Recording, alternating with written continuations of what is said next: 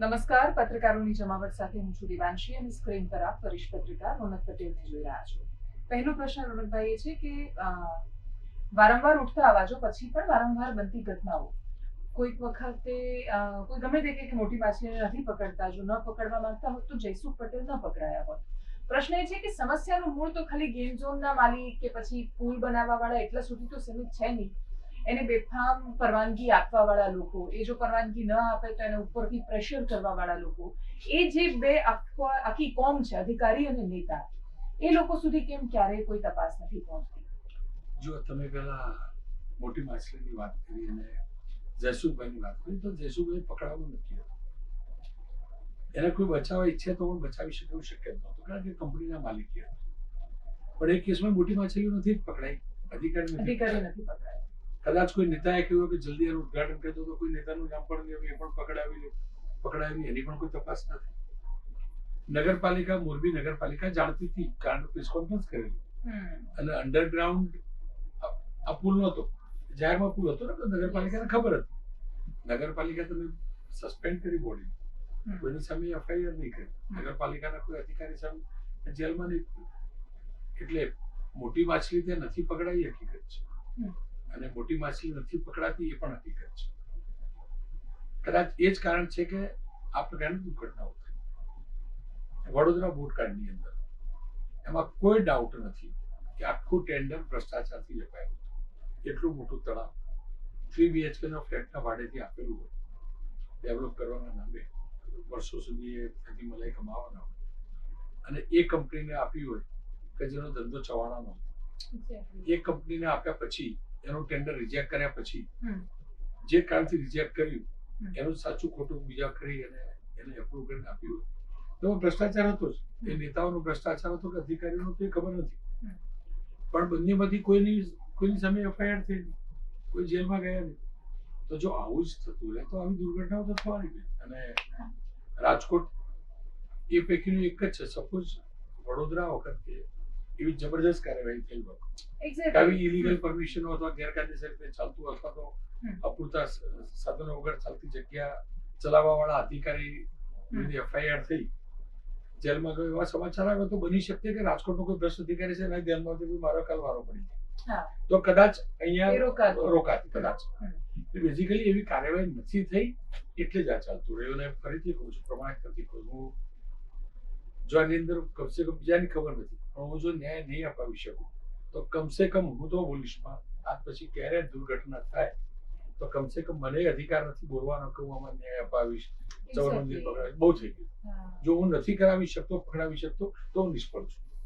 અને એ પાક્કું જ છે કે થોડું ઘણું પણ જે થતું હશે મીડિયા ટ્રાયલ, આપણા ઉપર લોકો એમ કે મીડિયા ટ્રાયલ કરે, અમે કરીએ છીએ મીડિયા ટ્રાયલ. એટલે તથ્ય વખતે પણ એ જ કહ્યું, દરેક વખતે પણ જો ન કર્યું હોત તો હોત જેલમાં. ના હોત તથ્યના બાપને પોલીસ સ્ટેશનમાં ખુરશી બેસેલો, મેં શૂટિંગ કર્યું, મેં આપેલું. આપણે એથિક્સની વિરુદ્ધ મેં મીડિયામાં વાયરલ કર્યું, બધાને આપેલું, ચલાવો તમે. હું તો ચેનલનો સંપાદક છું, મને 10 વાગે એક્સક્લુઝિવ માટે ચાલો, પણ મેં આપેલું, ચલાવો, ખુલ્લો પાડો. એટલે જો આપણે એ ન કર્યું હોત, બધા મીડિયાએ ના કર્યું હોત, તો તથ્યવાળો ખેલ જ થતે. એટલે બેઝિકલી અને એના પિતાના બધાને બધી ફેસિલિટી મળતી જ, પણ ત્યાંથી થોડી ઘણી બ્રેક લાગી. આગળ આપણે બી ભૂલી ગયા છે, એટલે હાલ શું હશે હું નથી જાણતો. નહીં, જેલમાં જ છે, મેં ચેક કરાવ્યું. જેલમાં છે, પણ કેવી રીતે શું ચાલી આપણે નથી જાણતા. પણ બેઝિકલી વસ્તુ આટલી જ છે દેવાંશી, કે મગરમચ્છ નથી પકડાતા. આપણે પણ અલગ અલગ સમાચારમાં વ્યસ્ત થઈ જઈએ છીએ, અને આપણી પણ એ જરૂરિયાત છે, કારણ કે સમાચારનો ફ્લો હોય તો આપણી જરૂરિયાત, આપણી જવાબદારી પણ છે કે બીજા સમાચાર આપીએ. પણ એની અંદર મેઇન આવો મુદ્દો ભૂલી જવાય, અને એના જ કારણે આ લોકો છટકી જાય. પણ એક વખત સમાચાર જોડે પણ જતું, ખરેખર મોટા સમાચાર બે નહીં હોય તો ચાલી જશે મારી ચેનલ ઉપર, પણ આની પાછળ લાગવું જોઈએ એવું પર્સનલી હું માનું. હું પ્રયાસ ચોક્કસથી કરીશ, કેટલો સફળ હું નથી જાણતો, પણ જો આમાં હું નિષ્ફળ ગયો તો કમસે કમ હું તો પોલીસમાં હું આવી દુર્ઘટના વિશે ક્યારે નહીં બોલું, આ પક્કું. મેં તક્ષશિલાના પીડિતો સાથે વાત કરી 5 વર્ષ પછી પણ એમને ન્યાય નથી મળ્યો. જે ફાયર અધિકારીને 9 મહિના કે થોડા મહિના સુધી જેલમાં મૂક્યા હતા એ પાછા નોકરીએ લાગી ગયા છે અને તર્કે હતો સરકારનો કે ભાઈ અમારી પાસે માણસો નથી અને એટલા માટે ફરી પાછા બધાને નોકરીએ લઈ લઈએ છીએ. કોઈ પણ દુર્ઘટના ઉઠાવીને લઈ લઈએ. જેને સસ્પેન્ડ કર્યા છે બધા પાછા નોકરીએ લાગે છે ને લાગે છે. જેને ટ્રાન્સફર કરે છે કાં તો જેને વેઇટિંગ ફોર પોસ્ટિંગ કર્યા છે થોડા દિવસ પછી વધારે સારી પોસ્ટિંગ સાથે પાછા આવી જાય છે માર્કેટમાં અને કોઈ કશું જ નથી ઉખાડી લેતું.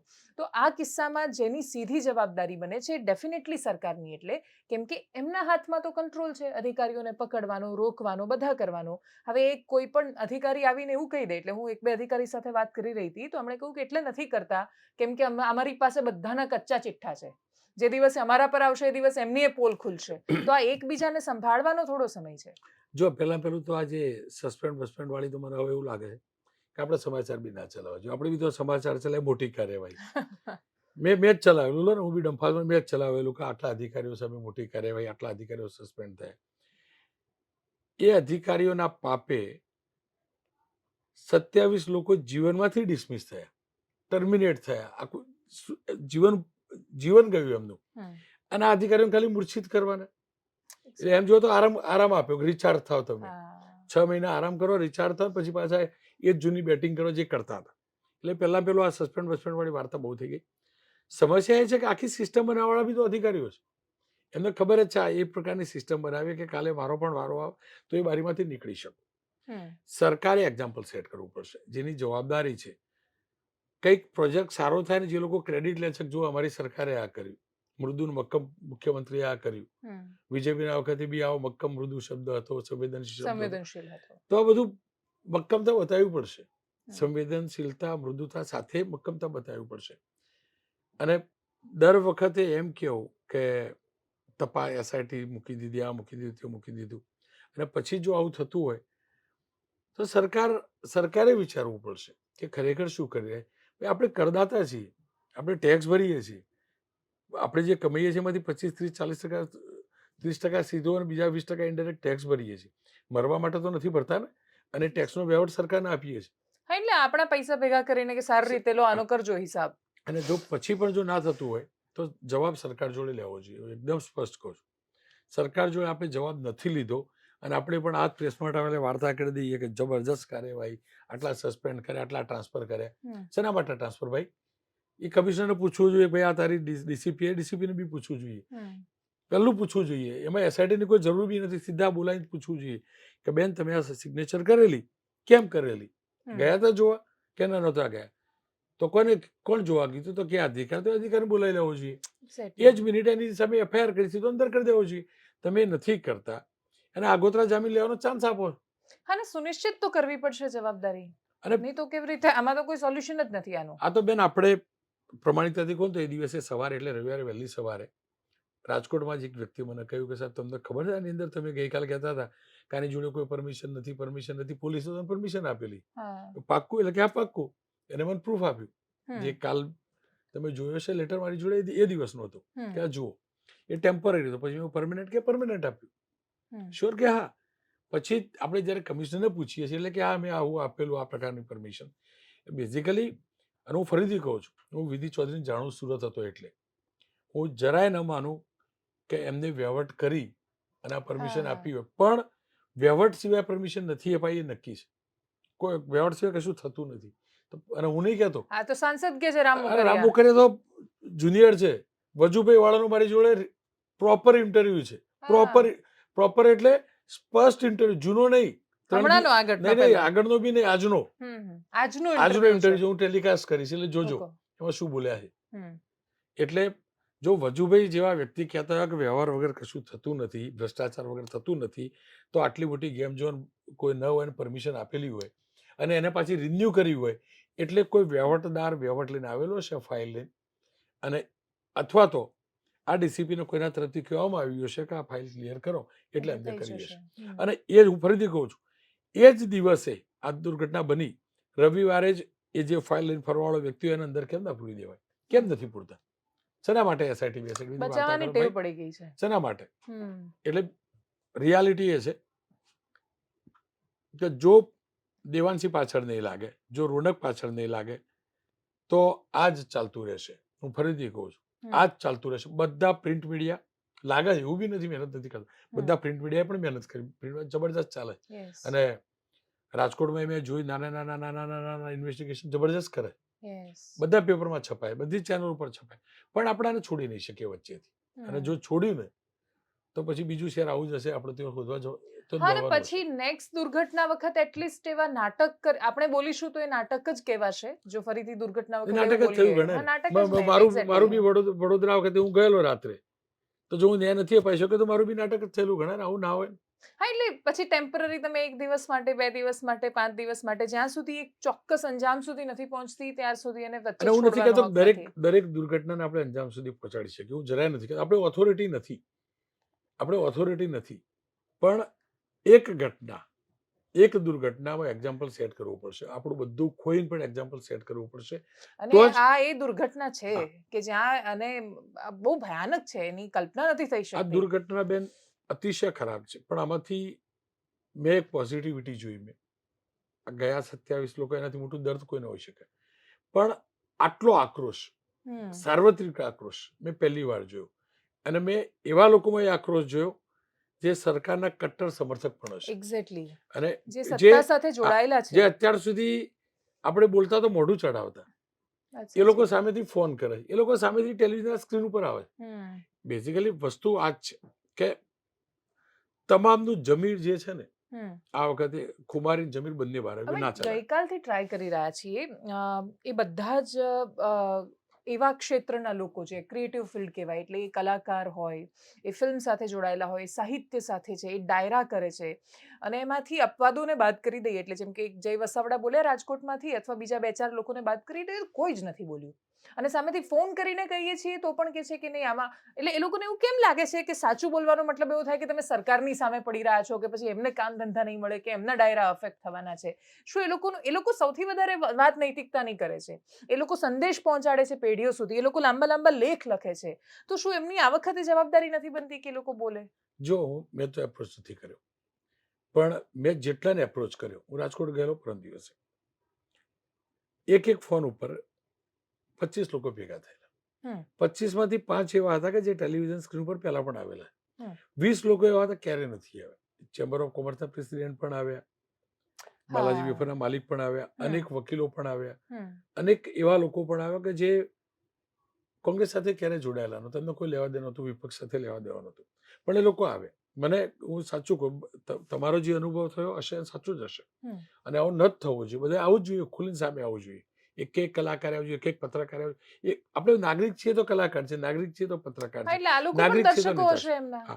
અને આવું જ જોઈએ. અને આવી દુર્ઘટનામાં મારા ઘરમાંથી કોઈ જશે, તમારા ઘરમાંથી જશે, પત્રકારના ઘરમાંથી જશે, નેતાના ઘરમાંથી જશે, અભિનેતાના ઘરમાંથી જશે.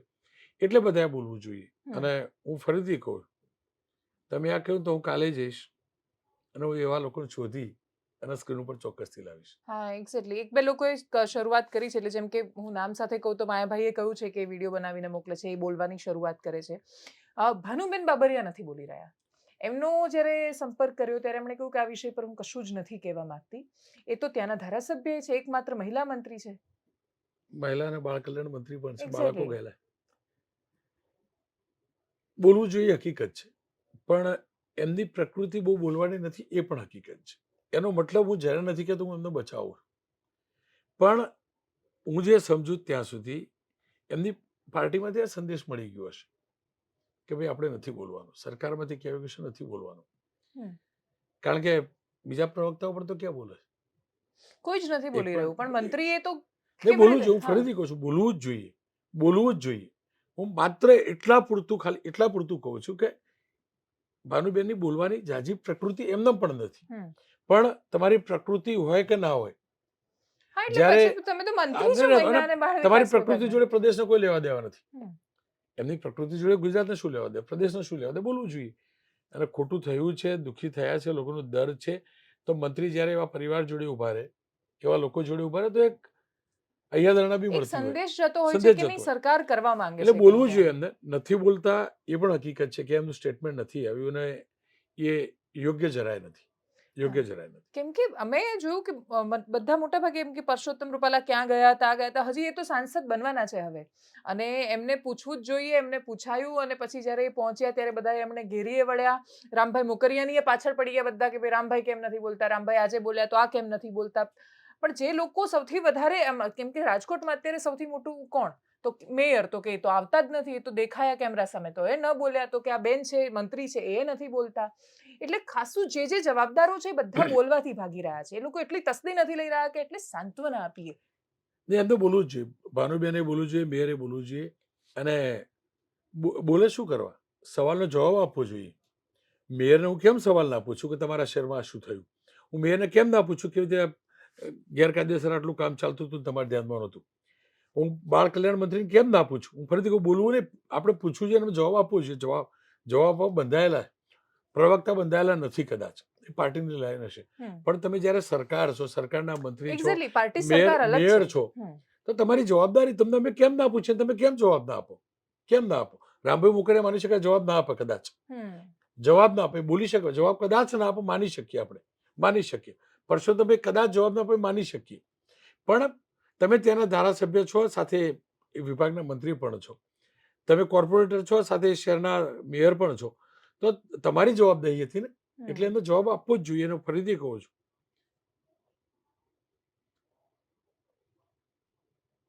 આવું ન કરવું જોઈએ, પણ કોઈનું મોઢું ખોલાવો તો નાક દબાવવું જ જોઈએ. આપણે નાક દબાવવું જ જોઈએ આ નેતાઓનું, તો જ ખુલશે મોઢું. કેમ કે એક માત્ર મને એમનું એટલા માટે આશ્ચર્ય લાગ્યું મને જબરદસ્ત, કેમ કે એમના ભાષણ મેં સાંભળ્યા હતા, પેલી સાચીમાં અને ખોટીમાંની વાર્તા કહેતા હતા એ બધી બહેનોને. તો અત્યારે તો એમણે સાચીમાં સાબિત થવાનું હતું. એક માત્ર મહિલા મંત્રી છે, એ ન બોલ્યા, મેયર ન બોલ્યા, જે મહિલા છે. તો એવું થાય કે મહિલાઓને તો એટલા માટે આપણે 33% રિઝર્વેશનને આગળ વધારવાની વાતો કરીએ છીએ કે ભાઈ એ સંવેદનશીલ હોય, એની અંદર સમજણ હોય, એ બોલે, એ ચૂપ બેસી જાય છે. આ લોકો જો ચૂપ બેસે, અને આ સમય પર કે જ્યારે સ્ત્રી હોવાથી તો તમારી સંવેદના ખાસ પ્રકટ થવી જોઈએ. એક પણ સ્ત્રી નેતાઓ સામે ન આવ્યા કમનસીબે, એક પણ સ્ત્રી MLA સામે ન આવ્યા. કોઈ એવું ન કહ્યું કે નહીં આ બંધ કરી દઈએ, આ બદલીએ. તો મતલબ શું છે? બધા ખાલી એમને કેબિનેટમાં તો શું કામ, મહિલા અને બાળ વિકાસ એટલે ફિક્સ આપણે બહેનોને જ આપીએ એ મંત્રાલય, એ વિચારીને આપીએ કે ભાઈ એમની અંદર સંવેદના હોય, એ સમજશે માતૃત્વ. હવે માં બાળક વગરની થઈ, એ રડે છે, એમને સાંત્વના આપવા એકે બેન ગયા નહીં ત્યાં. અને આવું જ્યારે સતત સામે આવે ત્યારે આપણને એવું થાય કે આપણે કોની પાસેથી અપેક્ષા રાખીને બેઠા છીએ? કેમ કે આજે એમણે ના આપી, તેમને ફોન કર્યો રિએક્શન લેવા માટે, તો એમણે કહ્યું કે નહીં, મારે કોઈ જ રિએક્શન નથી આપવાનું. એટલે આ પ્રકારે એ લોકો જ્યારે જવાબ આપતા થઈ જાય તો મને એવું લાગે આનાથી મોટું દુર્ભાગ્ય કશું નથી. પણ આપણે શું કરવા કે તમે રિએક્શન આપો? મને એવું લાગે આપણે પૂછવાનું ચાલુ કરવું પડશે. આપણે એમનું નિવેદન નથી જોતું, આપણો સવાલ છે એમને. આપણે એમની જોડે હિસાબ માંગીએ, ભાઈ મારા 27 લોકો ગયા, કોના પાપે ગયા તમે કહો. મેયરને પૂછીએ કે એમાં ચાલ્યું, મેયર શું કરવા કે મારી સંવેદના છે, એનો વિષય એને કેવો તો કે ભાઈ, ન કેવો તો ન કે, પણ હું ચોક્કસથી એને પૂછીશ. અને હું ખરેખર આ જ કહું છું, આપણે શેના માટે એમના નિવેદનની અપેક્ષા રાખીએ? આપણે કેમ સવાલ ના પૂછીએ? સવાલ પૂછીશું દેવાનું છે. અને હું ફરીથી કહું છું, જવાબ તો આપવો પડશે. કોઈના ઘરે જઈને આપણે નહીં પૂછીએ, કોઈની ઓફિસમાં જબરજસ્તીથી નહીં પૂછીએ, પણ ક્યાંક તો ઓફિસમાંથી બહાર નીકળીને ગાડી બેસશે ને, ક્યાંક તો જાહેર કાર્યક્રમમાં પૂછવું જોઈએ, અને બિંદાસ પૂછવું જોઈએ. આપણે પૂછવાનું બંધ કરી દીધું છે ને, એટલા માટે લોકોને એવું લાગે છે કોઈ શું એમના નિવેદનો ટેલિકાસ્ટ કરતા થયા છે ને, આપણી ભૂલ છે. બધું વન વે કમ્યુનિકેશન, અમે બોલીને નીકળી ગયા બસ. શેના માટે ભાઈ? એટલે પૂછવાનું ચાલુ કરવું પડશે. વાત સાચી. આમાં સોલ્યુશન તરફી મને એવું લાગે છે કે ગમે તેટલું બોલીએ, પૂછીએ, જેણે કાર્યવાહી કરવાની છે. એટલે ઉદાહરણ તરીકે રાજ્યના મુખ્યમંત્રીને તો કન્સ્ટ્રક્શન સાઇટ પર એ લોકોએ કેટલું કરપ્શન આપવું જ પડે છે અધિકારીઓને. એમણે BU લેવું છે, એમણે NOC લેવી છે, કંઈ પણ કરવું છે એટલે ફાયરવાળાને કેટલા રૂપિયા ખવડાવવા પડે છે, અધિકારીઓને પણ કેટલા ખવડાવવા પડે છે, પ્રેક્ટિકલી એમને બધી ખબર છે. વારંવાર એ પોતાના કાર્યક્રમમાં ટોકે છે. એકવાર તો એવું બોલ્યા હતા કે આટલું ખાઈને જશો ક્યાં એમ. મને બધું જ ખબર હોય અને છતાંય હું કશું જ ન કરું તો મહાભારતમાં એને દુર્યોધન વૃત્તિ કહી છે કે મારો ધર્મ શું છે મને ખબર છે, પણ છતાં હું એને ફોલો નથી કરી શકતો. એ વૃત્તિમાં નાગરિકો પણ છે, એ વૃત્તિમાં અધિકારીઓ છે, એ વૃત્તિમાં નેતાઓ પણ છે, અને બધા એમાંથી બહાર નહીં આવે તો આ તો પેલા જેવું થશે કે આપણે બધા સરસ ધર્મના સંદેશ આપીશું, આમ થવું જોઈએ, આમ કરી દઈશું, આમ કરી દઈશું, અને પછી 5મા દિવસે, કેમ કે ઓબ્વિયસલી 4મી તારીખે આપણે ઇલેક્શનના રિઝલ્ટ સિવાય કશું જ નથી ચલાવી શકવાના, કેમ કે દેશનો સૌથી મોટો મુદ્દો છે. એના પછી કેટલા લોકો જુએ છે, શું બાકીનું ઘણું બધું આવી જવાનું છે એની અંદર. 6 મહિના સુધી તક્ષશિલા વખતે બોલ્યા છો, તમે બોલ્યા છો અને બધા બોલ્યા છે, બધાને જોયા છે. 6 મહિના સુધી રેડ થઈ છે, 6 મહિના સુધી એ શાળામાં ટેમ્પરરી શેડ જે હતા બધા કાઢી દીધા. આજે 5 વર્ષ પછી બધું જ લીગલ થઈ ગયું છે. ઇમ્પેક્ટ ડ્યુટી ભરી દો અને ખાઈ જાઓ, બધું લઈ લો. એટલે આમાં કશું અલ્ટિમેટલી બદલાશે ક્યારે આ? જો આ ઇમ્પેક્ટનો જે કાનૂન છે ને એ તો સરકારી રાહે સરકાર દ્વારા કરાતો ભ્રષ્ટાચાર છે. એક્ઝેક્ટલી. તમે ઇલીગલ કન્સ્ટ્રક્શન કરો એટલે તમે ક્લિયર જ છો કે સરકારમાં ઓફિશિયલો પૈસા ભરી અને આને લીગલ કરાવી દે છે. આનાથી મોટી ફુલિશનેસ શું હોઈ શકે? અને એટલે એક કાનૂન કેવી રીતે પાસ થઈ જતો હું જાણતો. અચ્છા, પહેલી વાર માની શકાય કારણ જૂનું પ્લાનિંગ હતું, જૂના શહેરો હતા, એ વખતે એ પૂરતું માની શકાય કે એના પછી બહુ બધું બદલાયું. પણ દર 10 વર્ષે તમે ઇમ્પેક્ટનો કાનૂન લાવો અને દર વર્ષે રેગ્યુલરાઇઝ કરાવો એટલે આનાથી તો મોટું બ્લન્ડર કોઈ નથી. અને સમસ્યા એ શાસક વિપક્ષ બંનેના ધારાસભ્યો, કોર્પોરેટરો, બધા મંત્રીઓ, બધા બિલ્ડરો જ. અને હવે તો અધિકારીઓ પણ બિલ્ડર થઈ ગયા. અમદાવાદની અંદર હું શરૂઆતમાં આવ્યો એટલે લોકો એમ કહેતા, ઘણા આપણી આગળ ઇમ્પ્રેશન કરવા કહેતા કે આપણી સાઈડમાં 10 પૈસા પેલા અધિકારીનો ભાગ. હવે જાણીએ તો ખબર પડે કે બિલ્ડર 10 પૈસા 90% અધિકારીની સાઈડ છે, પેલો ખાલી વર્કિંગ પાર્ટનર છે. આ રિયાલિટી. એટલે એ શું કાનૂન બનાવે, શું ડ્રાફ્ટ કરવાના, આ જ કરવાના. એટલે પહેલું તો એ મોટું બ્લન્ડર છે. આ બધી શાળાઓવાળા ગઈકાલે સીલિંગ ચાલુ થયેલું, બધા ભેગા થઈ ગયા, સુરતમાં ભેગા થયેલા અને કે સીલિંગ કરશો તમે, બધી શાળાઓ બંધ કરી દઈશું, આ કરી દઈશું. કરી દો એકવાર એવું કેવું પડે. તમે ક્યાં મંદિર ખોલીને બેઠા છો ભાઈ? બધી વાર્તાઓ કરો છો. આ ડોમ બને છે, બધા ગઈકાલે કોઈ બેઠેલા અમારે ત્યાં લાઈવમાં એમને પૂછ્યું કે આ ડોમ બને કેમ બંધ નહીં કરાવતા? કે અમારે ધ્યાનમાં આવશે તો ધ્યાનમાં શું, આખા ગામ ન દેખાય ભાઈ. હાસ તો તમારા જ લોકો, તમારા જ સભ્યો ડોમ બનાવે, બધું ગેરકાયદેસર ચાલે. બેઝિકલી વસ્તુ દેવાંશી આ છે કે દરેક વ્યક્તિએ પોતાનો નાગરિક ધર્મ સમજવો પડશે. રોનકે પણ સમજવો પડશે, ધારાસભ્ય પણ સમજવો પડશે, મંત્રીએ પણ સમજવો પડશે, સંત્રીએ પણ સમજવો પડશે, મુખ્યમંત્રી પણ સમજવો પડશે, સેક્રેટરી પણ સમજવો પડશે, ચીફ સેક્રેટરી પણ સમજવો પડશે કે નાગરિક છે. સમસ્યા એ છે કે આપણે આપણી ઓળખ નાગરિક તરીકે નહીં, પણ આપણા હોદ્દા, જે હાલ હોદ્દા ઉપર છીએ એટલે આપણે નાગરિકત્વ ભૂલી ગયા છીએ અને હોદ્દાનો શું ફાયદો મેળવી શકાય એ કરતા થઈ ગયા છે. અને એટલે જ આ સ્થિતિ. પણ હું હજી ફરીથી કહું, મને થોડીક હોપ પહેલી વાર દેખાયેલી આ દુર્ઘટના પછી, પહેલી વાર થયેલું કે ના કંઈક થશે. હું વડોદરા પછી વડોદરાનું બહુ ધ્યાન નહીં આપી શકેલો. મને પણ થોડી નિરાશા હતી. જે રાત્રે થયું, જેવા સમાચાર મળ્યા, રાજકોટ ભાગ્યો ત્યાં સુધી એમ હતું કશું નહીં થવાનું, એ બધી વાર્તાઓ. પણ રાજકોટ 2 દિવસ રહ્યો, ફરી એક વાર ગયો, મને થોડીક ઉમેદ દેખાઈ કે ના, આ વખતે દર વખત જેવું નથી. લોકો એકદમ ક્લિયર છે કે નહીં, કાર્યવાહી થવી જોઈએ. અને મીડિયા પણ પહેલા પણ એક્ટિવ હતું અને આ વખતે વધારે ક્લેરિટી અને ફ્રસ્ટ્રેશન સાથે ક્લિયરિટી સાથે દરેક વ્યક્તિ. એટલે રોનક પણ મીડિયા કર્મી તો છે જ, પણ એવું વિચાર ઉપર તો નાગરિક છું. એક્ઝેક્ટલી, વાત સાચી છે. અને એટલે આ વખતે અપેક્ષા છે કે પૂરો ન્યાય થશે. ન્યાયાલયની અંદર ન્યાય થાય જ છે, પણ ન્યાયાલય સુધી જે ડોક્યુમેન્ટ જે પુટઅપ થવા જોઈએ, જે એવિડન્સ જવા જોઈએ, જે સ્ટેટમેન્ટ થવા જોઈએ, નિવેદનો જવા જોઈએ, આ બધું બી તો પ્રોપર થવું જોઈએ. જે અત્યાર સુધી મહેનત થઈ જતું હતું ઘણીવાર આપણે જો ગુનો બન્યો જ છે છતાં પણ પુરાવાના અભાવે વ્યક્તિ છૂટી જાય. એટલે એવી સ્થિતિ ન સર્જાય, એવી સ્થિતિ સર્જાય એને બીજું કહી દો દેવાંશી, રાજકોટની રાજનીતિમાં, સૌરાષ્ટ્રની રાજનીતિમાં ભૂકંપ લાવનારી આ સ્થિતિ સર્જાશે. બહુ જાજો સમય નહીં, વધુમાં વધુ એક અઠવાડિયું લોકો ખુલીને સામે. વજુભાઈ વાળા, જો વજુભાઈ આપણે ના ઓળખતા હોય ને અને કોઈ ઇન્ટરવ્યુ કરો તો એમ લાગે કે આ શાસક પક્ષના નેતા હોય જ ના શકે. શાસક પક્ષના નેતા આટલું બોલે જ નહીં. એટલે એ જે સ્થિતિ સર્જાયેલી એ ઉપરથી ક્લિયર છે કે પોલિટિકલ અને વજુભાઈ વાળાની એક એમના અનુભવ, એમના શબ્દોનું એક મહત્વ. એવા અનેક નેતાઓ બહાર આવશે અને બોલતા થાય, ખુલીને બોલે, પુરાવા સાથે, ઉદાહરણ સાથે બોલે. અને એટલે જ લાગે કંઈક મોટો બદલાવ થશે, સિસ્ટમમાં બદલાવ થશે. અને આપણે લોકો સરકાર વિરોધી ન હોઈ શકીએ, કોઈ વ્યક્તિ વિરોધી ન હોઈ શકીએ, પણ ખોટી સિસ્ટમ હોય તો એના વિરોધી હોઈ શકીએ. હા, અને એ સિસ્ટમ માટે જેટલા લોકો જવાબદાર છે એ બધાની સામે બોલવું પડે. એમાં કોઈનું સામે કે વિરોધી નથી થઈ જતું. જે દુર્ઘટના થઈ હોય એના પર જો તમે ચૂપ છો તો ઉપરથી તમે રાજ્યના વિરોધી છો. અને એટલે જો તમે મૌન છો તો એટલું યાદ રાખજો કે તમે રાજ્યની સામે છો, માનવતાના વિરોધી છો. એટલે તમારે એમાં બોલવું પડશે. Thank you so much sir for joining us. Thank you.